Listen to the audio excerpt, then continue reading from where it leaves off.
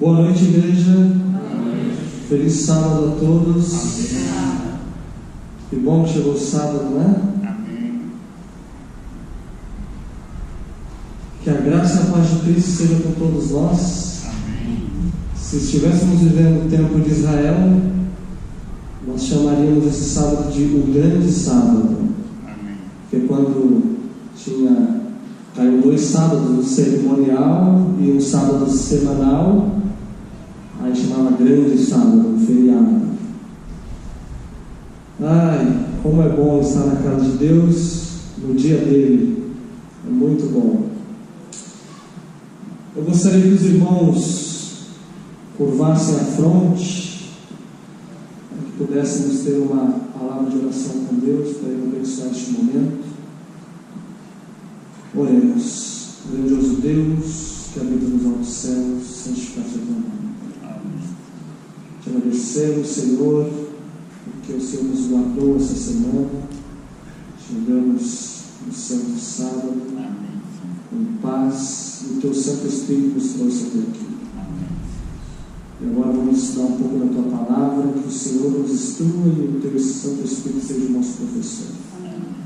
Que o Senhor tire os nossos preconceitos, nossas ideias preconcebidas, que venha nos esvaziar e que nos encha da tua força e do teu poder. Te pedimos essas bênçãos, os méritos de Cristo Jesus. Amém. Amém. Amém. Renascidos.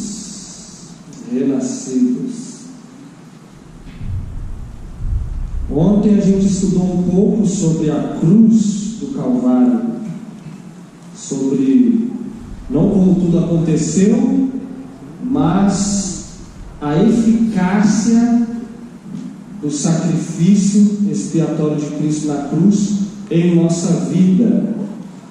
Jesus, ao morrer na cruz, ele cumpriu uma obra. Nós lemos ali algumas citações em que a história da redenção, ela está compactada aonde? No santuário.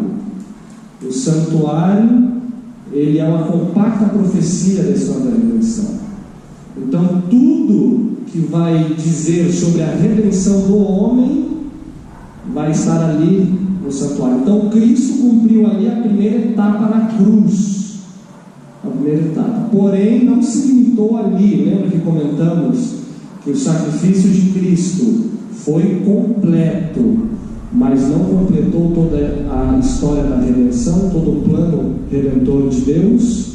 Depois da cruz, que era o pátio, ele foi para o santo, né? Está escrito em Hebreus que dali ele subiu para o santo, o primeiro compartimento. Dali ele foi para o Santíssimo a partir de que ano? 22 de outubro de 1844 ele foi para o Santíssimo. Então, eu afirmar que a obra de Cristo se limitou apenas na cruz, o poder dessa cruz não vai ser tão eficaz em minha vida, porque quando Cristo morreu na cruz, ele apenas me deu um título. Não lemos isso ontem? Que a cruz trouxe justificação, e justificação é um título. Você recebeu um título, um passaporte, mas aquele título quer dizer que você já está no céu? Não. Ele te deu tempo e um título. Olha aqui, você tem esse título. Esse título é um passaporte para o céu, mas você ainda não está no céu. Então isso que a cruz de Cristo fez em nossa vida. E a partir dali começa uma outra obra, que é no Santo Santíssimo, que engloba a santificação. A santificação.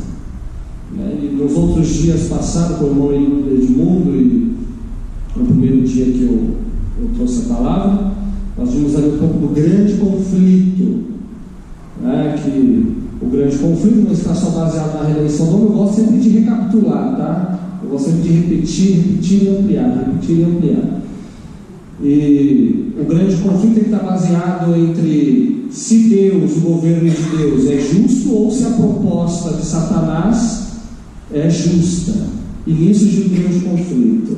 Então Cristo veio ao mundo como homem e morreu na cruz para provar que como homem podemos vencer e com o poder da cruz dar oportunidade, dar condição para o homem vencer.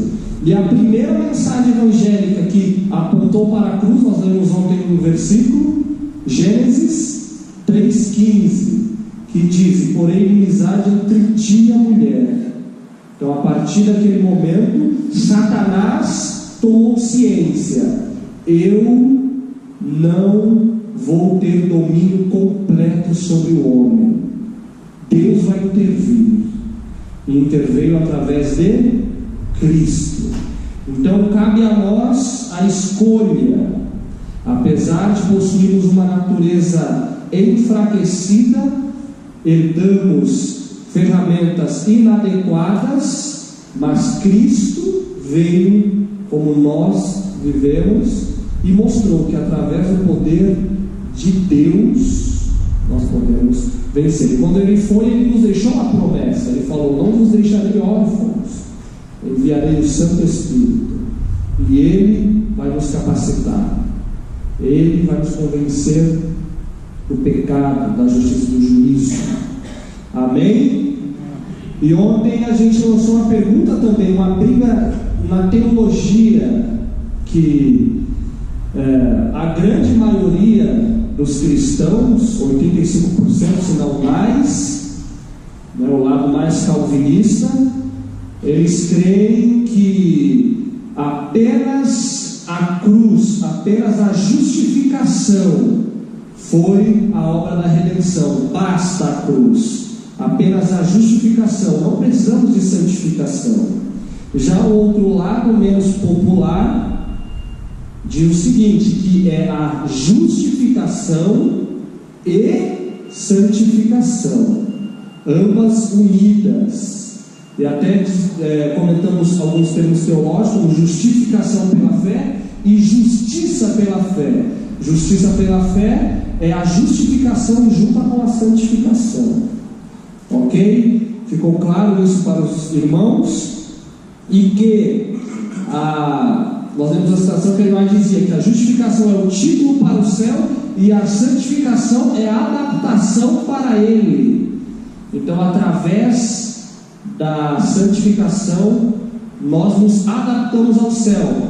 Nós até lemos uma citação que a irmã tinha encontrado de forma bem rápida, em que dizia o seguinte, que nós temos que nos preparar para o céu aqui. Se queremos ser santos no céu, devemos ser na terra.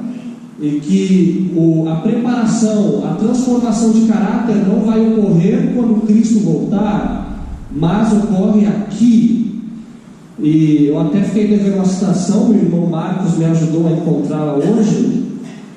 Deixa eu ler aqui, deixa eu abrir a mensagem que ele me mandou, que está a citação, que diz mais ou menos, lembra que eu tinha falado que eu ia trazer a citação hoje, que diz que, tem muitas pessoas que falam, né, não tem como a gente chegar à norma de Deus totalmente, né?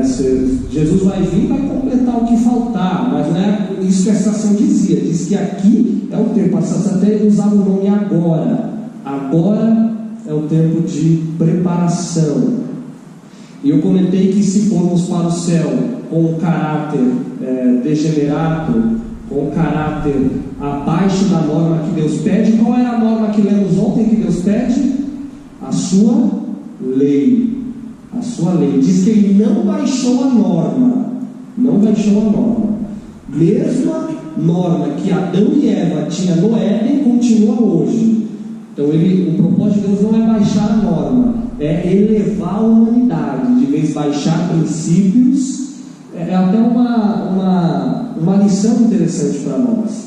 Às vezes, nos nossos métodos de evangelismo, nós tendemos a baixar a norma, né? Não, para alcançar o público, nós temos que ter um método um pouco mais leve, né? Um pouco mais, não sei, atrativo, né? Na visão deles, atrativo, para alcançar, para encher a igreja, para dar um estudo, e às vezes nem se dá um estudo, né? Mas Deus nos ensinou essa lição. Ele próprio não baixou a norma.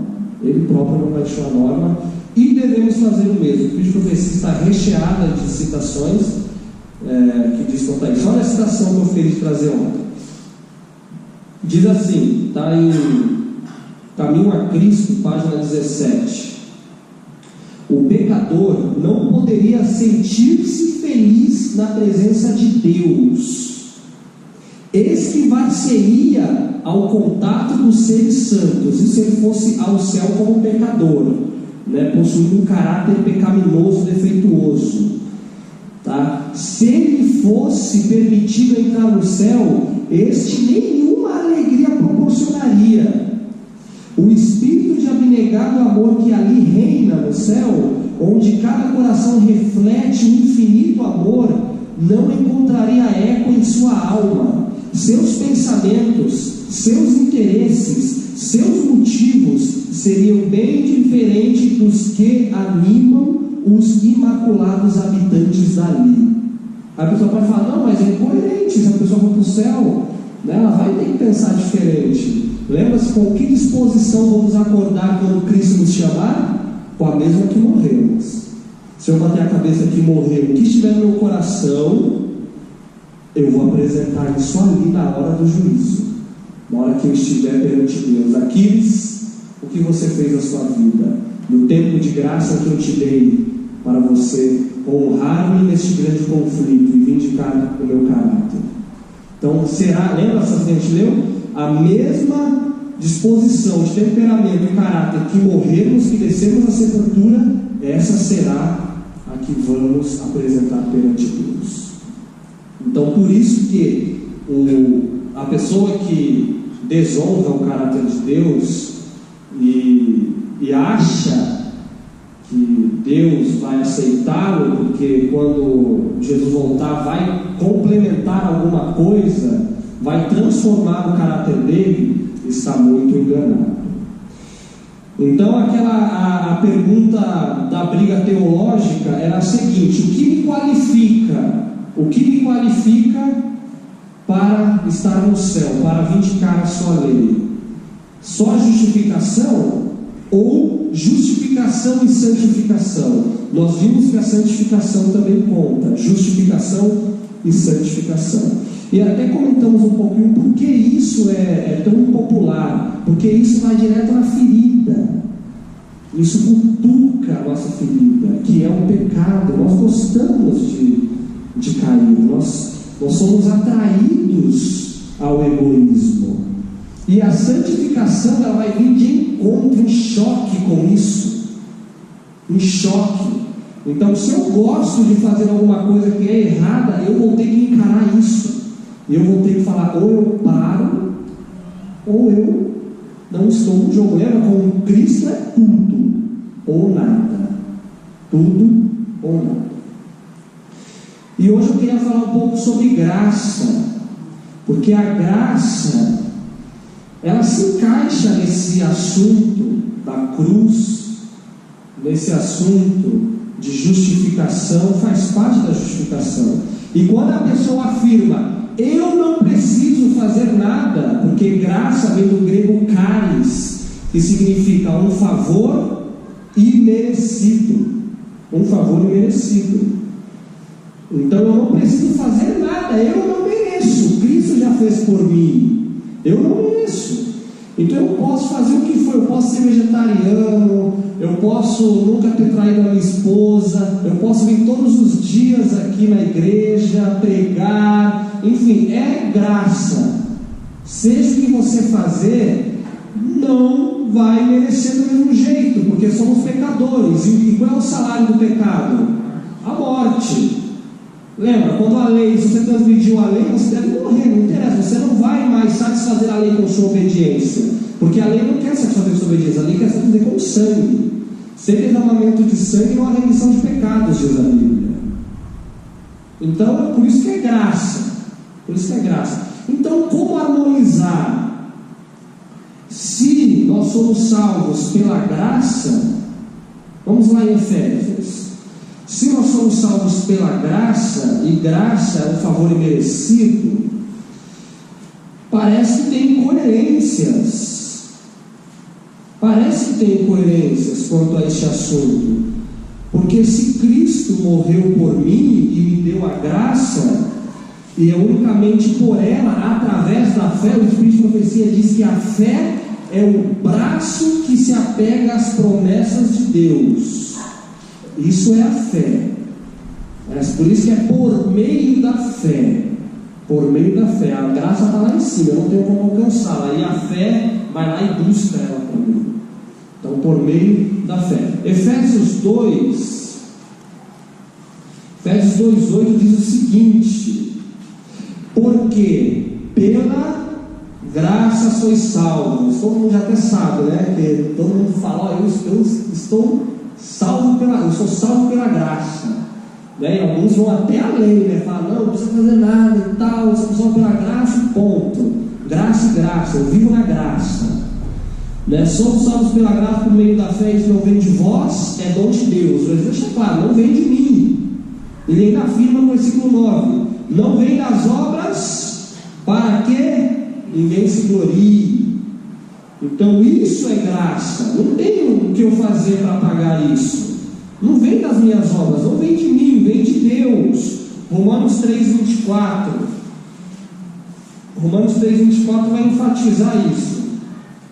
Sendo justificados gratuitamente pelo quê? Pela sua graça, pela redenção que há em Cristo Jesus. Então, de novo afirma que nós somos salvos e justificados gratuitamente pela graça. Em Gálatas 3:11 diz o seguinte: é evidente, é notório, é nítido que pela lei ou pelas obras, e lembra que a santificação ela requer obras. Isso é santificação, você santificar, você fazer, né, demonstrar, exteriorizar isso, né? A santificação, obras. Ou seja, é evidente que pela lei ninguém será justificado diante de Deus, porque o justo pela fé viverá.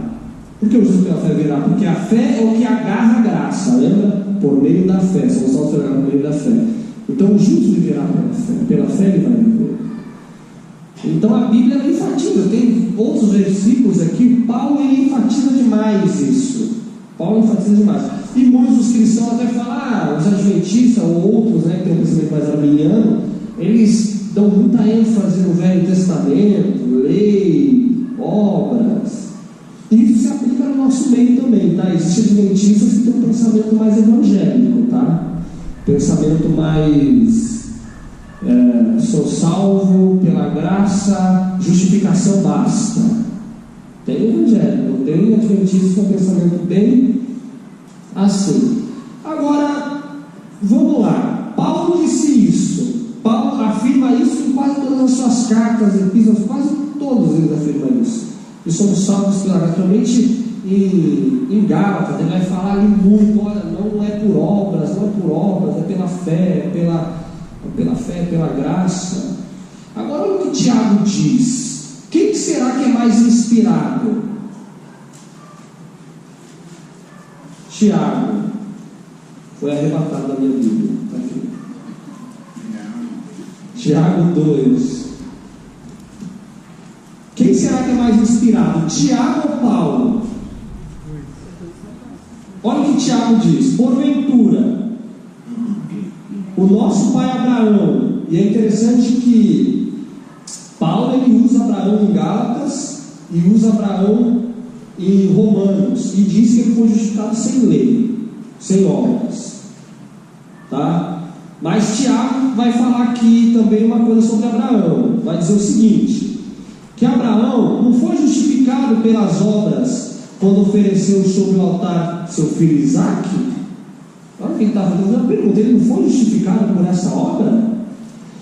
Bem vês que a fé cooperou com suas obras, e que pelas obras a fé foi aperfeiçoada. E cumpriu-se a escritura que diz: e creu Abraão em Deus, e foi isso imputado como justiça, e foi chamado amigo de Deus. Veis então, olha só que versículo, que o homem é justificado pelas obras. É contraditório isso aqui. Como é que Paulo fala uma coisa que eu não sou justificado pelas obras? E agora ele está falando: veis então que o homem é justificado pelas obras. Ele está afirmando, está perguntando, está afirmando. E não somente pela fé. Lembra da fé que agarra a graça? Então ele está afirmando aqui. Ele não usa só Abraão, ele continua. De igual modo, Raabe, a meretriz, não foi também justificado pelas obras, quando recolheu os emissários e os expediu por outro caminho? Então, quem será que é mais inspirado aqui? Paulo ou Tiago? Porque um diz uma coisa bem clara, e o outro também diz um outro lado da história bem claro. Ou a Bíblia está entrando em contradição, ou eu não entendi o que é graça.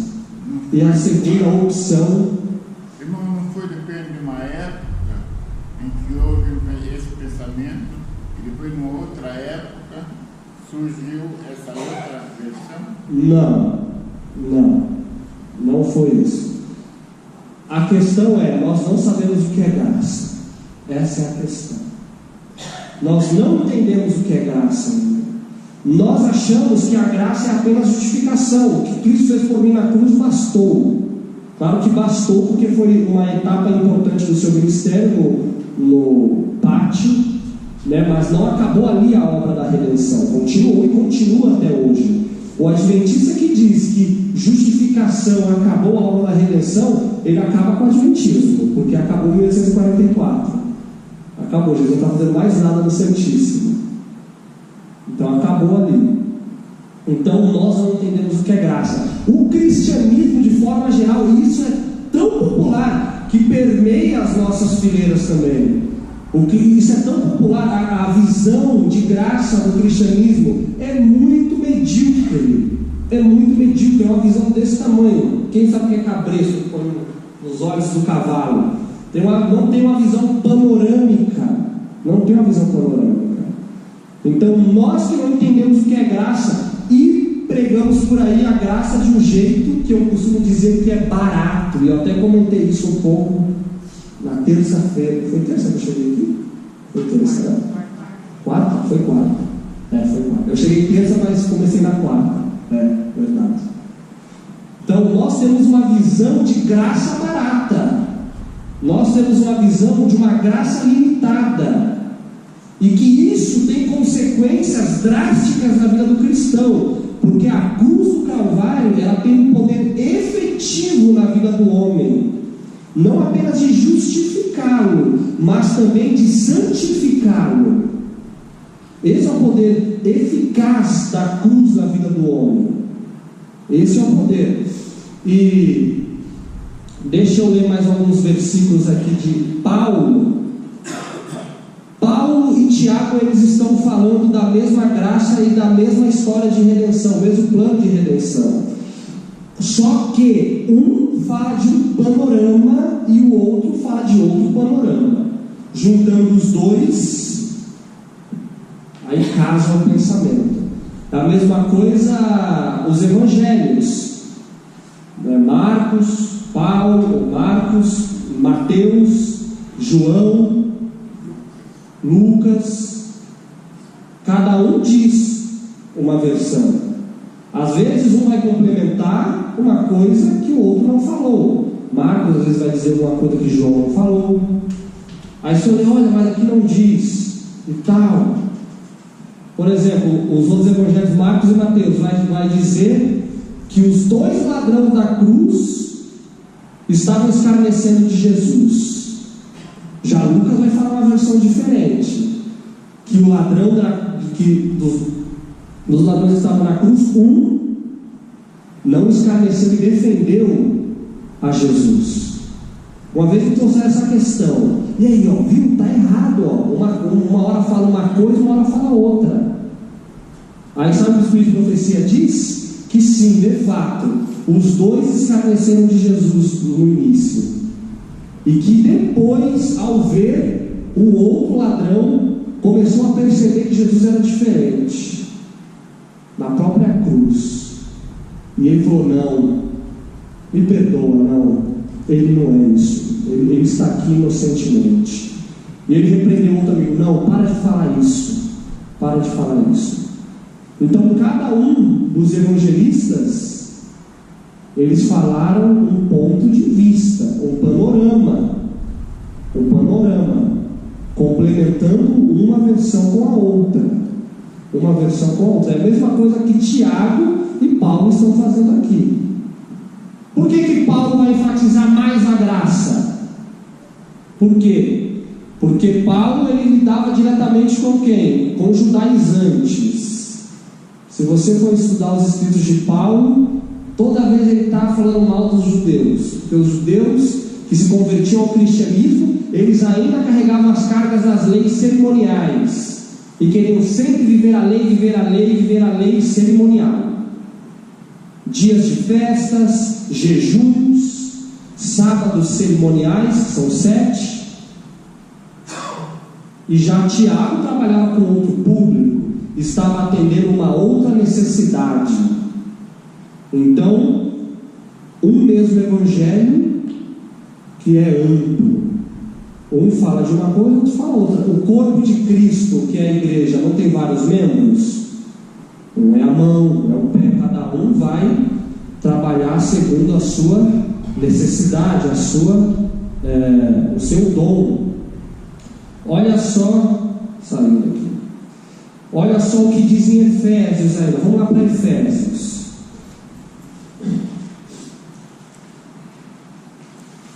Efésios 2:8. Vou acelerar porque o tempo corre. 2:8. Vamos ler de novo, porque pela graça sois salvos por meio da fé, isso não vem de vós, é dom de Deus, não vem das obras para que ninguém se glorie. O pessoal só gosta de ler por aí. Aí agora ele vai explicar o porquê dessa graça. Aí ele fala: porque somos o quê? Feitura sua, criados em Cristo Jesus para quê? Para as boas obras. Ou seja, ele fala, não vem das obras para que ninguém se glorie, mas ele termina dizendo: mas somos criados para as boas obras. Estão começando a entender que as obras fazem parte da graça e que a graça não é apenas justificação? Nós vamos ler mais versículos que vai clarear isso. Porque somos feituras suas, criadas em Cristo Jesus para as boas obras, as quais Deus preparou para que andássemos nela. Somos salvos unicamente pela graça, mas Deus preparou boas obras para que andássemos nela. Santificação, justificação e santificação. Justificação e santificação. Olha outro versículo, Romanos 2:13. Romanos 2:13.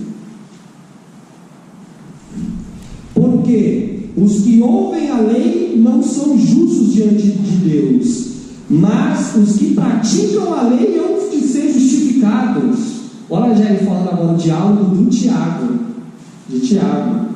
Falou: aquele que vive a lei, não aquele apenas que ouve a lei, será justificado.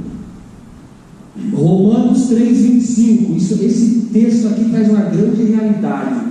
O porquê a cruz, a justificação apenas, não bastou, mas tem que entrar a santificação, a qual Deus propôs para a propiciação. 3:25 Romanos. A qual Deus propôs para propiciação pela fé no seu sangue, para demonstrar a justiça pela remissão dos pecados dantes cometidos sob a paciência de Deus.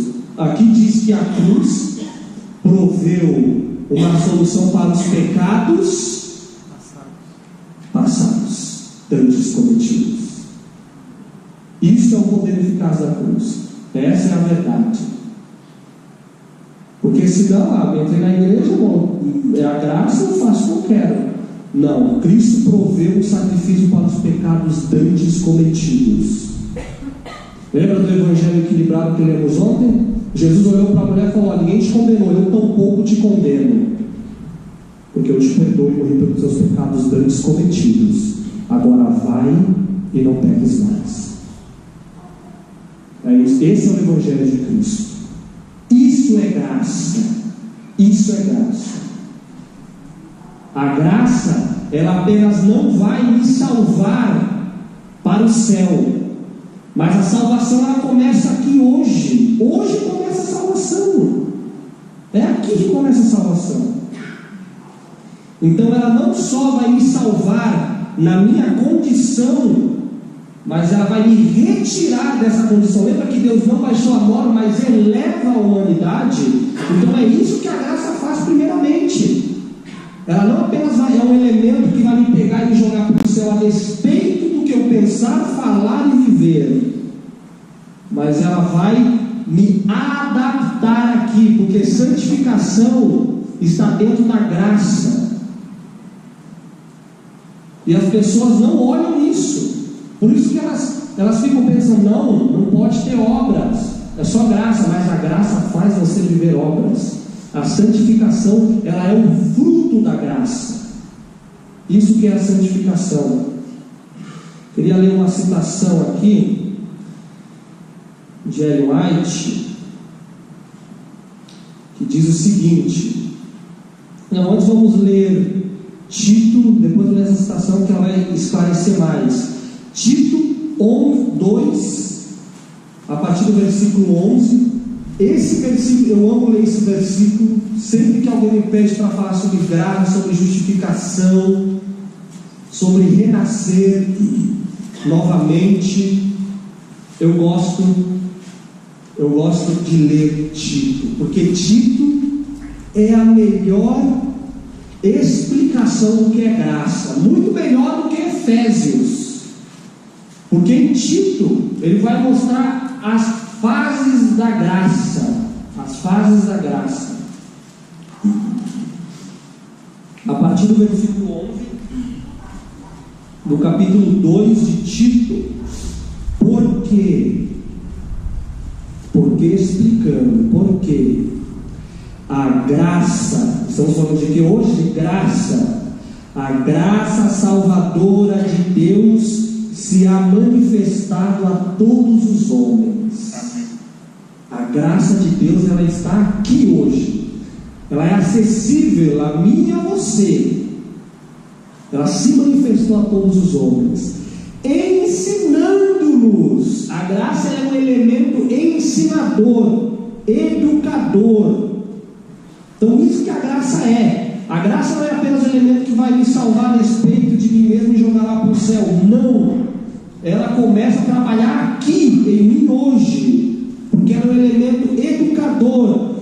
Ela ensina que, renunciando à impiedade e às concupiscências mundanas, nossos desejos mundanos aqui hoje neste mundo, vivamos neste presente, hoje, século, sóbria e justa e piamente. Então isso que a graça é, um elemento que ensina o Aquiles a renunciar os seus desejos maus, as suas inclinações egoístas, e ela me diz: você precisa viver aqui hoje, nesse século presente, de um modo sóbrio, de um modo puro, de um modo piedoso. É isso que a graça faz, mas não para por aí, ela continua. Para que ela quer que nós vivamos deste jeito, santificados? Porque aguardando a bem-aventurada esperança e o aparecimento da glória de Deus e do nosso Salvador Jesus Cristo. Olha a segunda fase. Primeiro a graça vem e primeiro ela me justifica, ela me dá um título.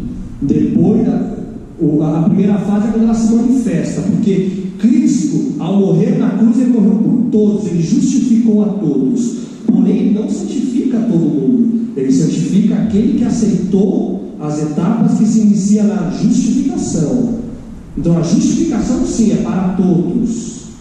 Se a pessoa não aceita, então ela não desfruta do restante. Então primeiro ela se manifesta, a justificação, depois ela santifica, me ensina a renunciar minhas concupiscências mundanas. Para quê? Para aguardar a bem-aventurada esperança de Jesus, a qual Jesus se deu a si mesmo por nós, para redimir de toda a iniquidade. Antes de redimir para o céu, Jesus nos redime de nossas iniquidades. Iniquidade é pecado. E purificar para si um povo seu, especial e zeloso de boas obras. Isso é graça. Isso é graça. Verdadeira graça. A graça, ela é obras também. Ela é obras. Não de mim, mas de Deus. É o poder que atua no homem e que faz ele viver os atributos do caráter de Deus, que é a sua santa lei. Isso é graça. Então vocês percebem como o pensamento de graça hoje está defasado e limitado, onde crê apenas que a graça se limita na justificação. Nós somos salvos pela graça e julgados pelas obras, tá? Tiago 2 diz que o padrão moral de Deus, o padrão de juízo de Deus é a sua lei. E quem tropeça em um ponto, tropeçou em todos. Em todos. Agora vamos ler essa citação, que ela é muito esclarecedora.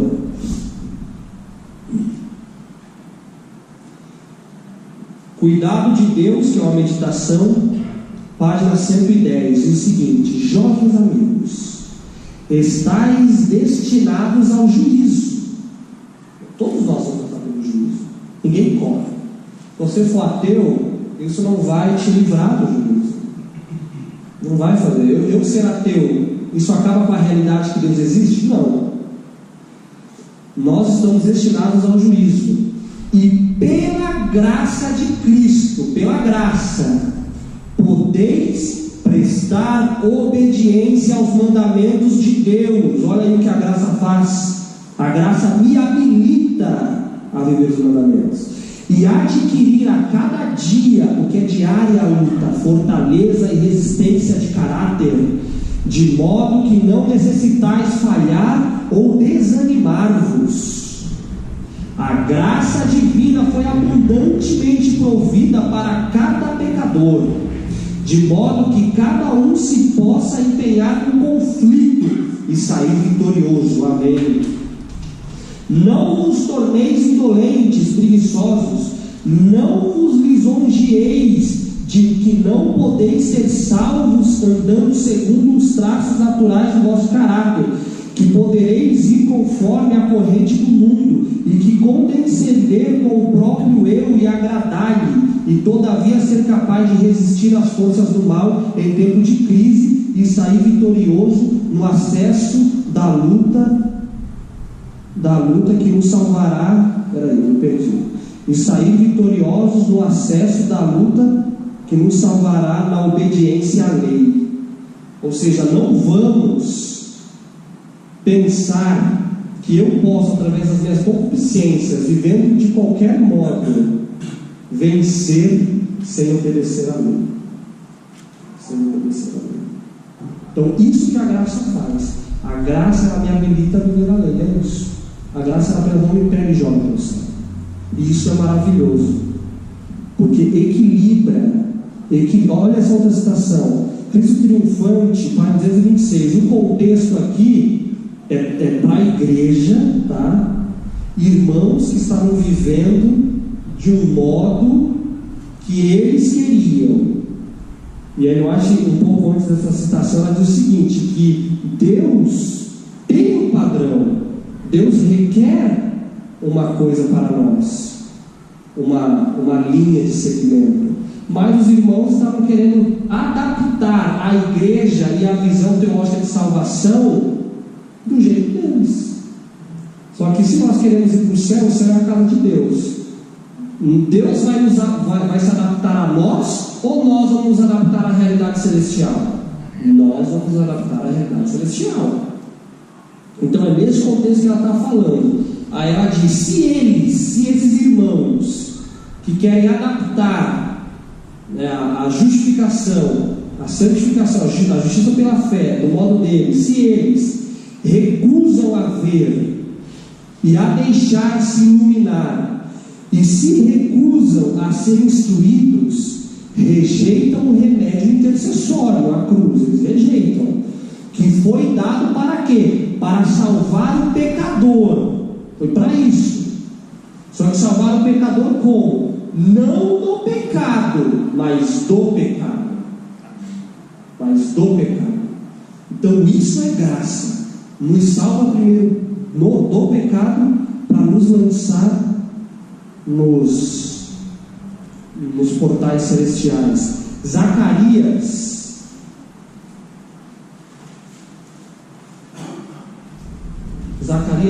3, uma história muito conhecida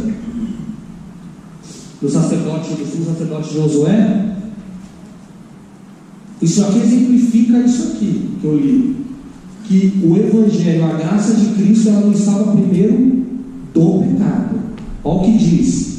E até, isso aqui é interessante, porque até tira aquela ideia que se passa muito em teatrinhos, né, em encenações. Temos até luz quanto a isso, encenações, teatros. E o que nós mais vemos nesses teatrinhos? Né, que está um pecador ali, todo moribundo, com vestes sujas, porque vestes significa caráter, tá? Como a gente lê na Bíblia, no Apocalipse, né, que vamos apresentar diante de Deus com vestes limpas, né? Então roupas, vestes, representa caráter na Bíblia.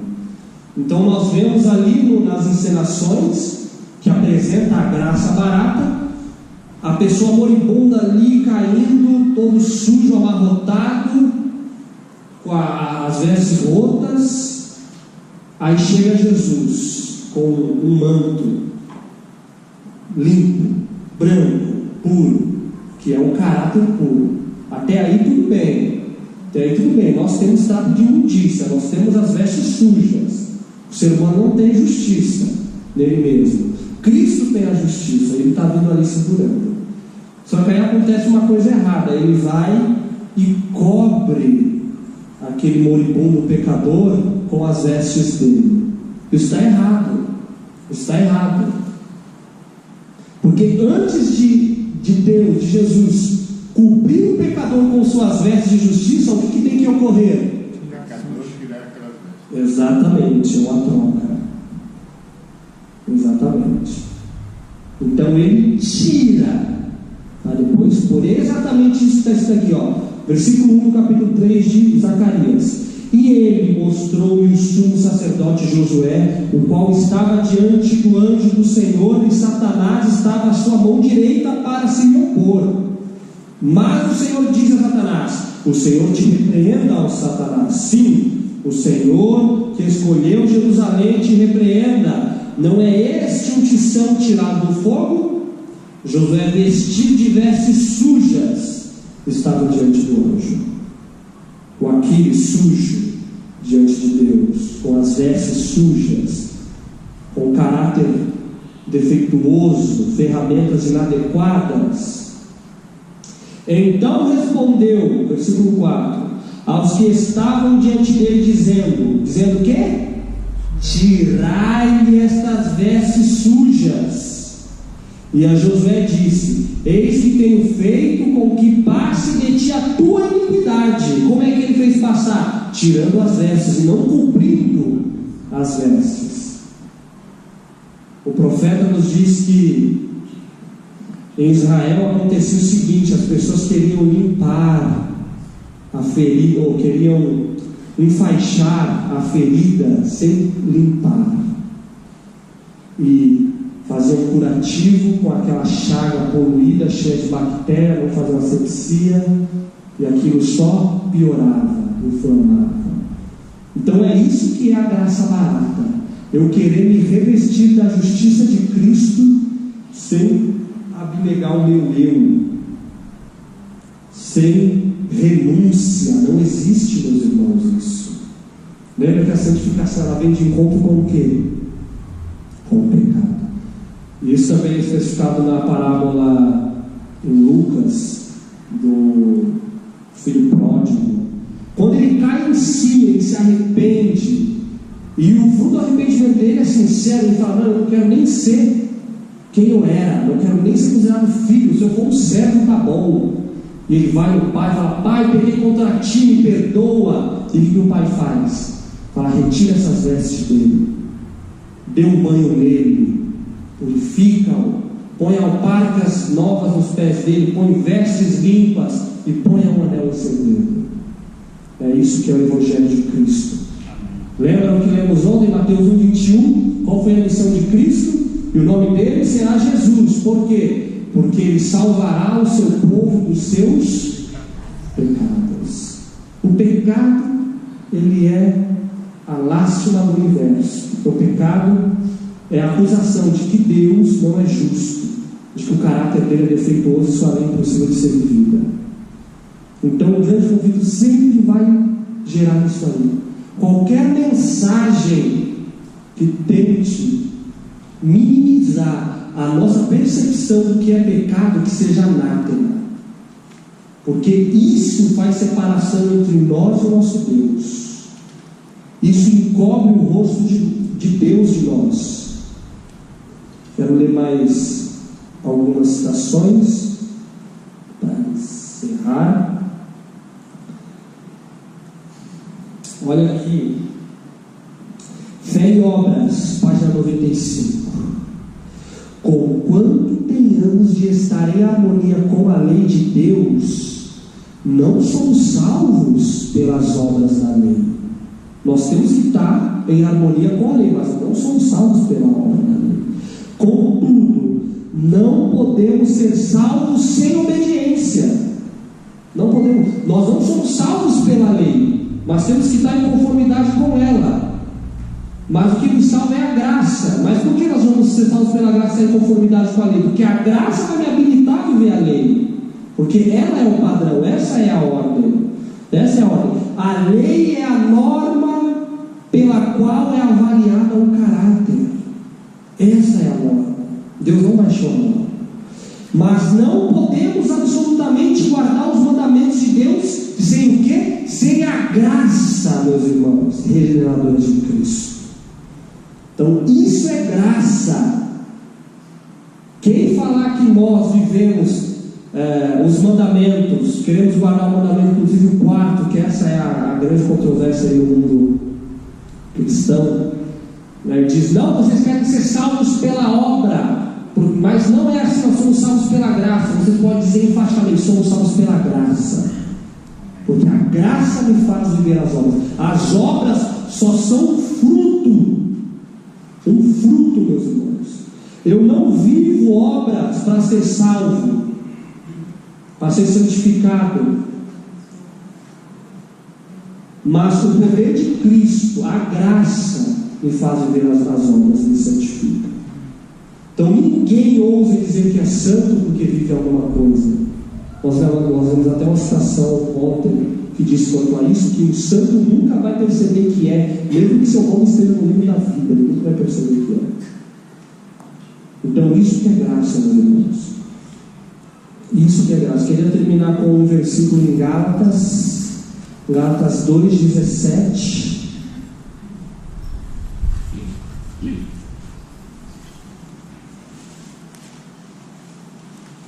Gálatas 2,17.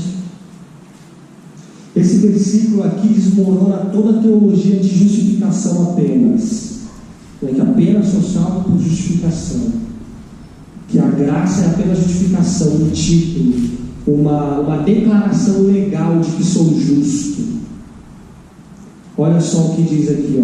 Pois, se nós somos cristãos, nós, está falando de nós, procuramos ser justificados em Cristo, nós mesmos também somos achados pecadores, é porventura Cristo ministro do pecado? Ou seja, aquele que é justificado e contempla a cruz do Calvário, ele não pode ser achado como pecador, no sentido de que sempre vou pecar, sempre vou pecar, sempre vou pecar, sempre vou pecar. Não, a nossa vida é uma constância. Eu estou dizendo que eu deixei de pecar? Não. Como Paulo também diz, eu ainda não alcancei e estou na caminhada para alcançar. Então que o nosso discurso sempre seja: vamos avançar, meus irmãos, vamos avançar, vamos agarrar essa graça que nos dá poder para vencer, porque isso é ser renascidos. O que Paulo diz em Gálatas 2:20? Que não vivo mais eu, mas Cristo vive em mim. Isso é ser renascidos. E a vida que vivia na carne, lembra Tito 2:11? Que os nossos desejos, as nossas concupiscências mundanas, a vida que eu vivia na carne, agora vivo-a pela fé. A fé que agarra a graça do Filho de Deus, o qual se entregou por mim na cruz. Então isso é ser renascidos. Essa é a obra do Evangelho. Satanás veio para matar, roubar e destruir e obscurecer a imagem de Deus no homem. Mas Deus, ao invés de abaixar o padrão, Ele vai elevar a raça humana que Ele já tem elevado. E Ele ratificou isso na cruz. E a cruz tem esse poder eficaz, não apenas uma declaração legal de que somos justos pela fé, mas que podemos ser santificados também pela fé. Por isso que se chama justiça pela fé. Porque justiça, eu acho que diz no Caminho a Cristo, que justiça é a lei. E eu não posso viver a lei, mas eu só posso viver a lei pela fé, porque através da fé que eu me agarro na graça e a vivo. Então que Deus possa imbuir o nosso coração no Teu Santo Espírito, que nos convence de todo o pecado, da justiça e do juízo. Que nós possamos sempre meditar e ter em mente aquele Deus Santo que Ele é, que perante os serafins velam o rosto diante dEle, aquele Deus que já mencionei ontem, que não pode contemplar o mal, aquele Deus que está diante de um grande conflito, de um problema cósmico, e que esse problema precisa ser solucionado, e que eu e você estamos incluídos nesse problema. Não tem neutralidade. Por mais que eu pense que eu sou neutro, não existe neutralidade. Ou nós vamos estar depondo de um lado, ou vamos estar depondo do outro lado. Que Deus tenha misericórdia de nós. Que Deus nos conceda poder, o Teu poder, a Tua graça. E amém, vamos continuar o assunto. Vamos tocar mais especificamente amanhã em pontos da pessoa que renasceu, que criou na mente dela esse deslumbre do grande conflito, essa cena de que Deus foi acusado perante Satanás e que Cristo veio neste mundo para vindicar a lei e o caráter dele, e solicita a todos nós a fazer o mesmo, e que ao solicitar e aceitarmos essa justificação e justiça pela fé, nós renascemos através do poder efetivo da cruz em nossa vida, e vamos ver como um renascido anda, e o que acontece quando um renascido retrocede.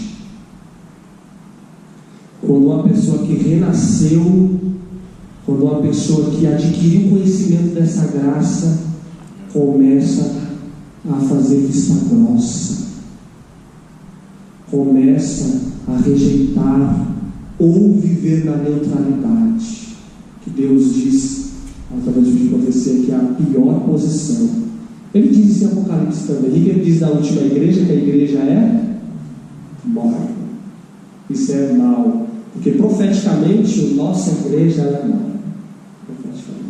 Cumpre a nós a não fazer parte dessa grande estatística, mas grande é a estatística que a igreja morre profeticamente. E o que Deus diz? Prefiro que você seja frio, ou prefiro que você seja quente, mas do jeito que estamos, eu quero te vomitar, sem causar mal. circunstâncias. Nós enjoamos a Deus. Isso é triste. Isso é triste.